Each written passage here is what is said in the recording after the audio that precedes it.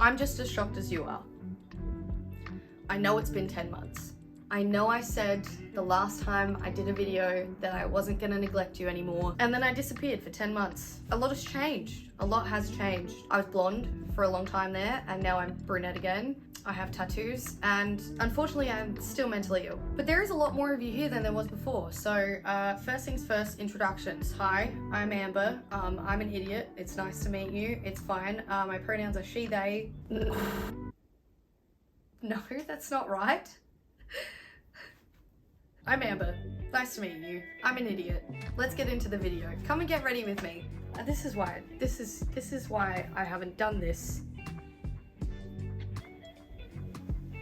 Welcome to my floor. This is where I do my makeup. It's not much of a change, except for the height. I have a mirror literally right here, so if you see me looking back and forth, it's just because I'm trying to do my makeup while I also kind of talk to you a little bit about what I've been doing, where I'm going, why I've been gone so long, and the campaign that I was involved in with Maybelline.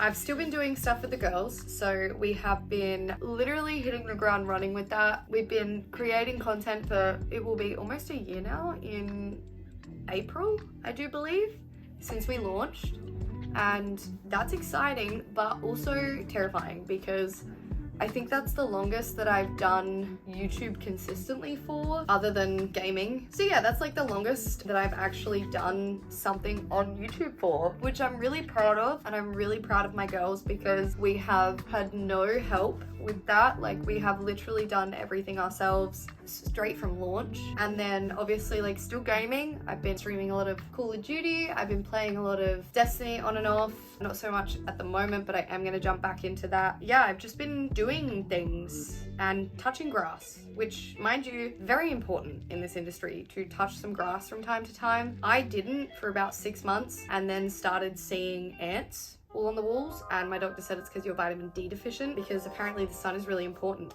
So if you don't look at the sun, take a vitamin D tablet. Speaking of sun, I'm literally just going to put on some sunscreen because it is currently extremely hot here. We have a heat wave coming and I do not want to burn. So I'm just going to do a hell simple get ready with me today. Like, I'm not going to go overboard or do too much. I just want you guys to kind of hang out with me while I get ready to do literally nothing today, actually. No, I might do some things. I might maybe take a couple of really cute photos, maybe even record something else for YouTube. I'm not sure. But yes, Maybelline. About 4 or 5 months ago now, Maybelline asked me if I would like to be involved in a campaign called Through Their Eyes, which shines a light on sexism that's more directed towards women and non-binary and transgender in the gaming industry, which I thought was an incredible opportunity to kind of share my own story or talk about things, while also working with a brand who, you know, isn't trying to just dominate the conversation in terms of women in the space, but everyone in the space, which I thought was lovely. I really like the idea that it wasn't just about how we experience it, but letting men or male identifying individuals experience that. So that was cool because I don't think it's been done in an organic way before where they get to experience it firsthand. I think a lot of the time when people are trying to shine a light on what that's like, excuse me a second, I think a lot of the time when people are kind of talking about the experience, it can be more about the unorganic side of things. I'm gonna change anyway, it's fine, it doesn't matter. Yeah, well, I think that it can also be a little bit too unrealistic.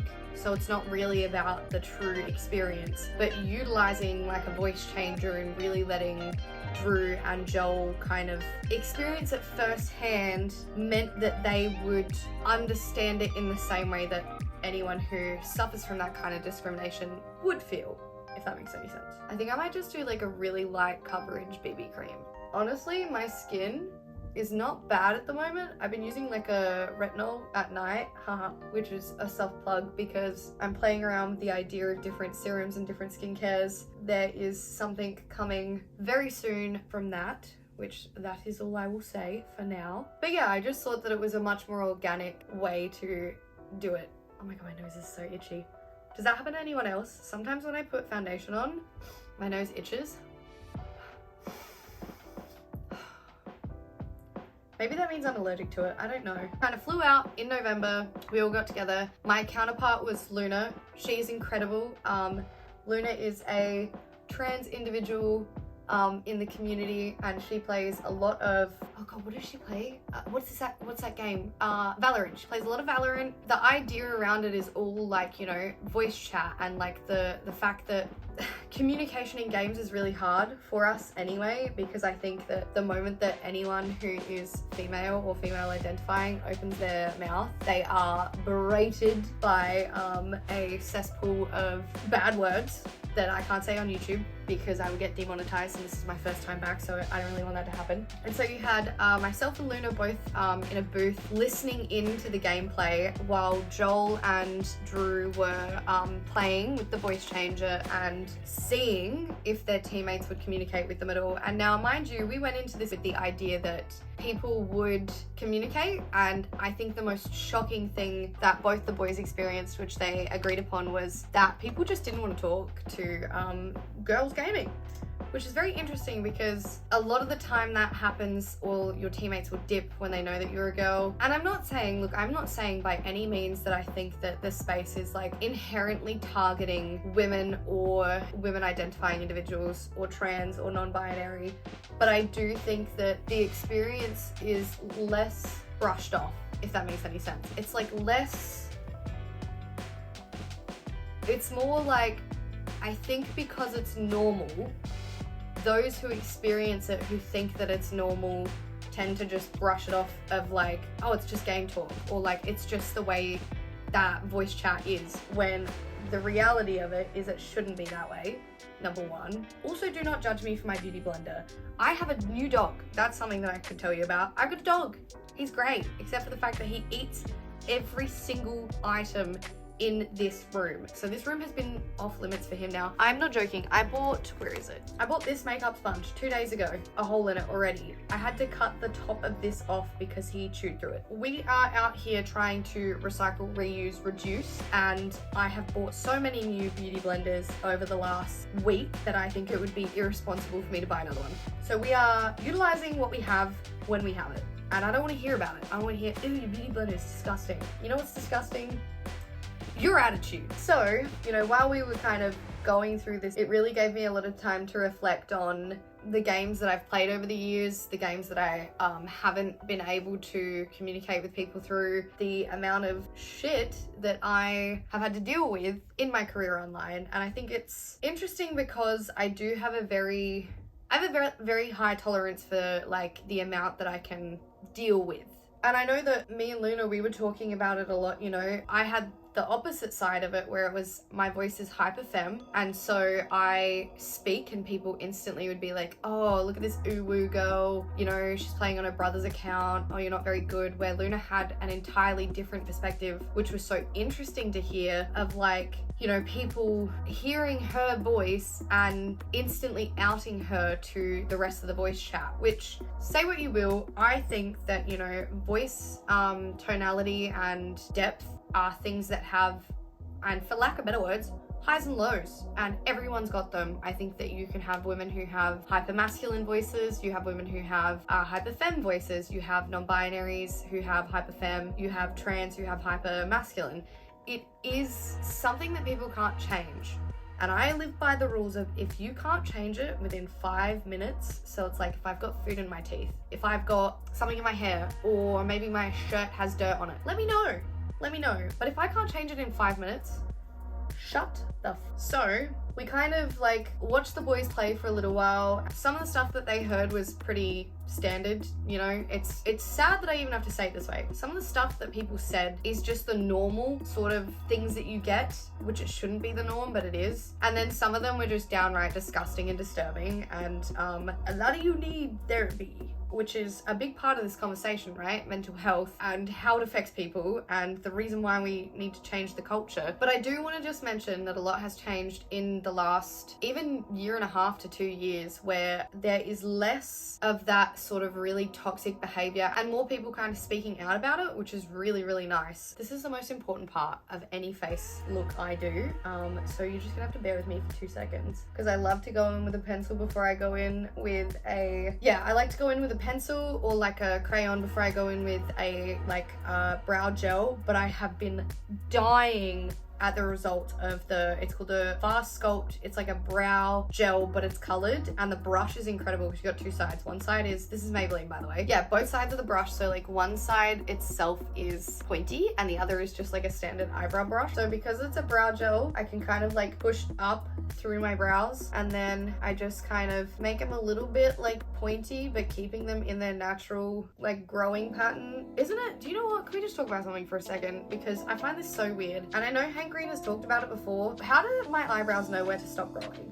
How does any of the hair on my body know when to stop growing the way that it does? Technically, the human body is completely covered by hair. My hair knows where to stop here. My eyebrows know where to stop. My hair knows where to stop on my neck. How does it do that? And why does it do that, more importantly? Like, what's its purpose?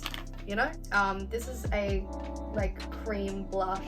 The color is Citron, which is like which some people stray away from oranges, but I don't know, I just find that pinks on me, it makes me look less alive than like a warm toned like cream blush could. So without going into too much detail about the experience, because I really would love for you guys to see it for yourself, I will put the link for the video in the description so that you guys can go and watch it yourself and have a look, because I think that you guys will really enjoy it. I know I had a lot of fun being involved in it. The boys that we worked with, I know that Drew and Joel both stand up for a lot of people on the daily, which more power to you. I love that. And I think a lot of the crew as well who were there filming really learned a lot about our industry. You know, they learned just how vile and how toxic some people can be, the impact that it may or may not have on some individuals. Like, you know, mental health is a really big topic around this, which I mean, I have struggled with for the last 10, 12 months of like being in a really dark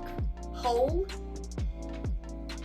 Don't take that out of context. Which is partly because, you know, burnout is real, but when you have a lot of people online constantly harassing you or berating you and telling you that you're nothing just because of your gender, I feel like that can really set a person back. No matter how strong, no matter how good somebody may be doing, I think it always has the ability to derail them.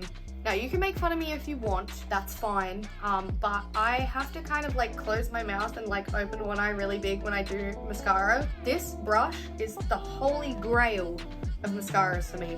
I have really short lashes and I have like on the outer corner, I think it's like a hooded eye because my skin is like over the eye. I don't know the terminology for it. I just know what works best for my eyes. So if you have small lashes and you have more of a hooded eye, this gives me so much length. Like when I tell you this gives me so much length, I'll just show you. Hold up, watch this. Remember, don't laugh at me, please. Look at this. Look, ready?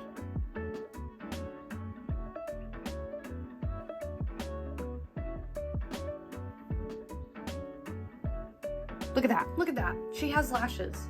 And then I don't know if anyone else has this, but I always find that like my lashes on either side are not the same. Like some of my lashes on this eye grow down and then some of them grow up this way. It's so weird. See, again, Hank, please tell me how and why they just do that. Why? What is the science behind that, you know? I'm gonna go get changed and then I'll come back and it'll be the finished look. Okay, fit check. Are you ready? Ta-da! So I'm just wearing a really cute little matching set. My sister did say that this looks like your grandma's couch, which I'm kind of like, I'm cool with that. I honestly don't mind. I want to look like furniture. It's like my end goal. Makeup is super simple. Can never leave the house without a lash. I just don't feel complete.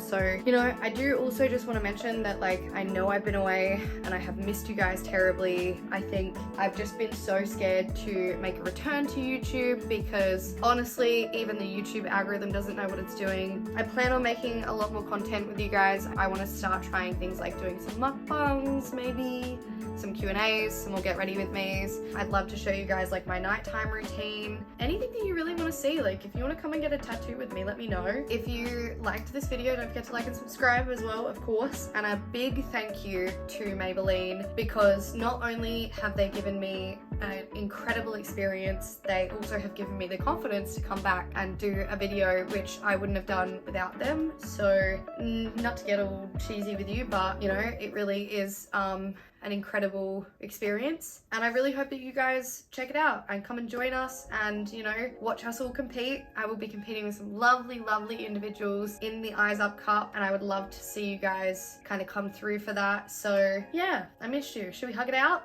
Should we hug it out? No. Boundaries. Remember, boundaries. I'll give you a high five instead. How's that? Are you ready? Get ready for it. 3, 2, 1.